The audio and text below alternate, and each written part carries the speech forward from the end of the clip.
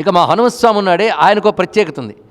సీతారాములు భూమిపై అవతరించి కార్యక్రమం నిర్వర్తించి తర్వాత పరంధామానికి వెళ్ళిపోయారు.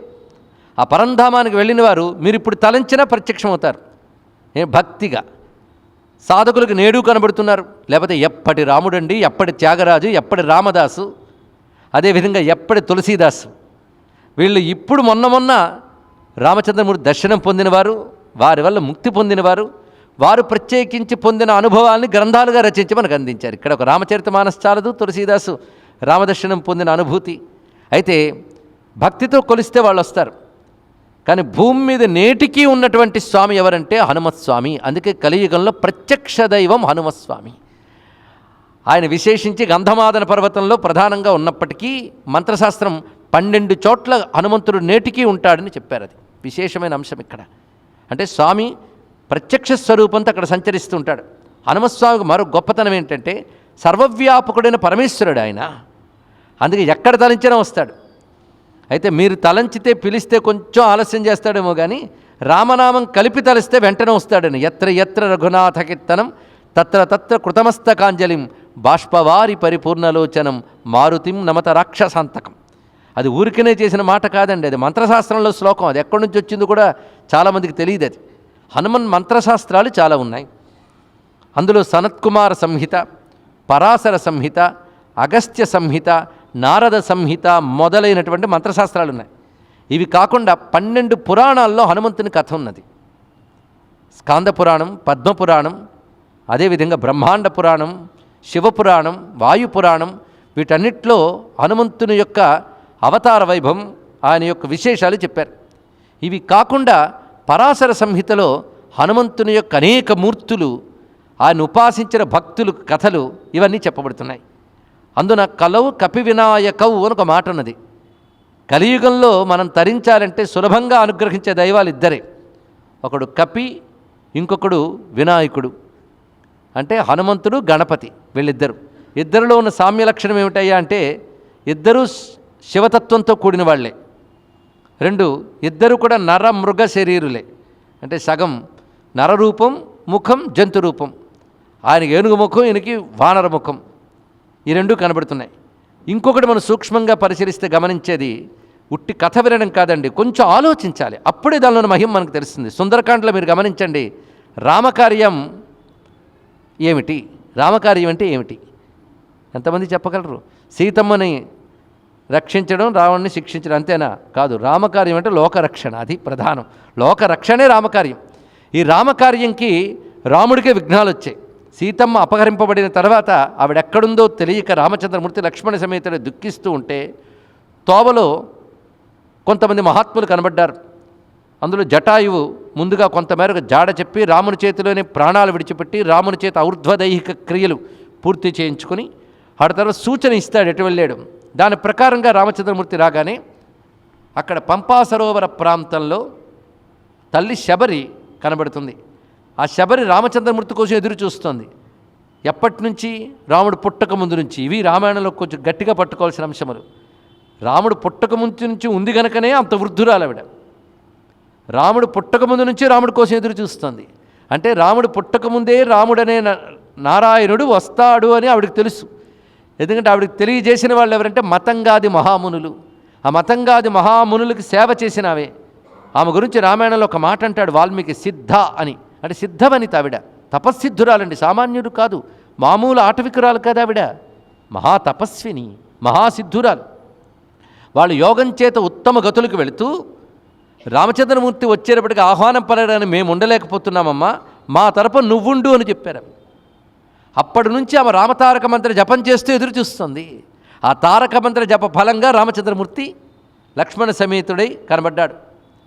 అందుకే రామునికి ఆతిథ్యం ఇచ్చి అంతకు ఎన్నాళ్ళ క్రితమో వెళ్ళిపోయిన మతంగ మహాముని ఆశ్రమాన్ని చూపించి రాముని సమక్షంలోనే ఈ స్థూల భౌతిక శరీరాన్ని త్యాగం చేసి ఆ తల్లి ఉత్తమ లోకాలకు చేరుకుంది. ఆ వెళ్ళేటప్పుడు ఇటు నుంచి నువ్వు వెళితే అక్కడ సుగ్రీవుడనే మహానుభావుడు ఉంటాడు, ఆయన సాయంతో నీ కార్యం నెరవేరుతుంది అని చెప్పింది. అప్పుడు సుగ్రీవుడు కలవడం, ఆ సుగ్రీవుడు కలిగి ఎవరి వల్ల జరిగింది? రామాయణం తెలియని వారా? ఎందుకు అడుగుతున్నామంటే మాటి మాటికి మీకు తెలియదని కాదండి, ఒకసారి భగవన్నామా అనిపిద్దాం. హుషారు పుట్టిద్దామని. ఎందుకంటే ఉత్సాహము హుషారే హనుమంతుడు. అంతేగాని మౌనంగా కూర్చోవడం, స్తబ్దుగా ఉండడం ఆంజనేయుడు కాడు. చైతన్యమే ఆంజనేయుడు, హనుమంతుడే ఆంజనేయుడు. ఈ క్షణం నుంచి ఏలూరు అంతా ఉత్సాహంతో పొంగులు వారాలి, అంతే మరొకటి కాదు. ఇక్కడ సిద్ధమేనా? ఎవరు కలిపారు సుగ్రీవుడికి రాముడికి? ఆంజనేయ స్వామి వారు. అక్కడే కనబడుతుంది. ఆయన కలిసిన తర్వాత రామకథలో వేగం పెరిగింది, రామకథకు ఉత్సాహం వచ్చింది. హనుమంతుడు వస్తున్నాడు అంటేనే చాలు, పసివాళ్ల నుంచి పండు ముదుసళ్ళ వరకు రామాయణ కథలో ఒకానొక ఉత్సాహానికి లోనవుతారు. హనుమద్ ఉత్సాహమూర్తి హనుమంతుడు. ఆయన దగ్గరున్న గొప్ప గుణాలు సామాన్యం కాదండి, అంత దివ్యమైన గుణములు. అక్కడ వస్తాడు ఆంజనేయ స్వామి వారు కిష్కింధఘాటలో. వచ్చినవాడ చివరి వరకు ఆంజనేయ స్వామి వారు ఉంటారు ఇక్కడ. కానీ హనుమత్ స్వామి రాకతో ఏం జరిగిందయ్యా అంటే రామకార్యానికి ఉన్న విఘ్నాలని తొలగిపోయాయి. చిట్ట చివరి లంక చేరేటప్పుడు అడ్డుకున్న విఘ్నాలను కూడా ఎంత చాకచక్యంగా వాటన్నిటినీ తొలగించి బయలుదేరి చూడండి.